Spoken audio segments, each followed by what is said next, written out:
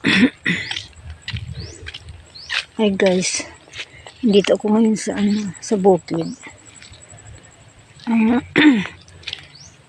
Papasyalan ko lang yung maliit na lupa namin dito kasi ang tagal-tagal ko nang hindi nakarating dito. Simula ng buhay, nabubuhay pa yung mga magulang ko. Hindi din ako nakakarating dito. Ito pala yung meron kaming maliit na lupa dito. Lupa ng sa side ng nanay ko. So, ito pala yung evacuation center namin dito. Ayun. Hindi pa ako nakapasok diyan. Ayan siya. Evacuation center, yung mga tuwing may bagyo. Yung mga kailangan mag-evacuate dito sila pumapunta. Ayan, evacuation center.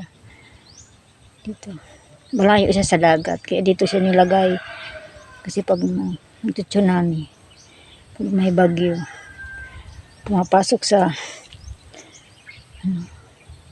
barangay, sa loob ng barangay yung dagat na abot.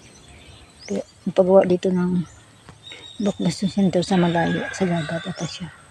Ito. Galing ako doon. Yung bahay namin nandoon sa sentro. Ngayon andito ako sa bukid. Kasi nagkataon na pumunta ako dito. Papasyalan ko yung maliit na lupa dito ng paside ng nanay ko. Medyo malayo-layo pa. Kaya punta natin. Kumusta na kaya? Meron ditong bahay na itatayo sa hindi natuloy. Ewan ko kung anong nang itsura. Ang tagal nakarating dito. Ito pala. Ito yung kalabaw. Wait lang. Ito yung lupa namin.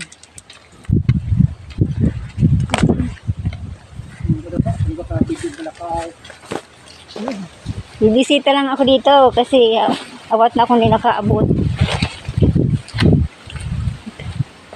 Ito yung sa nanay ko.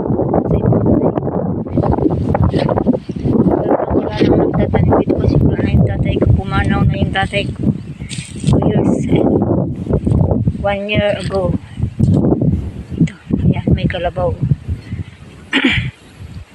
Ito yung maliit na lupain ng side ng mama ko. Ito, pinatayo to ng kapatid ng nanay ko. Hindi natuloy kasi nakatira na sila doon sa Camarines Sur. So sayang. Pero hindi ba maganda siya.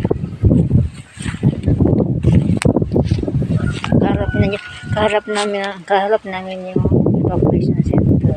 Tapos ito naman yung lupain ng nanay ko. Ito yung lupain ng nanay ko.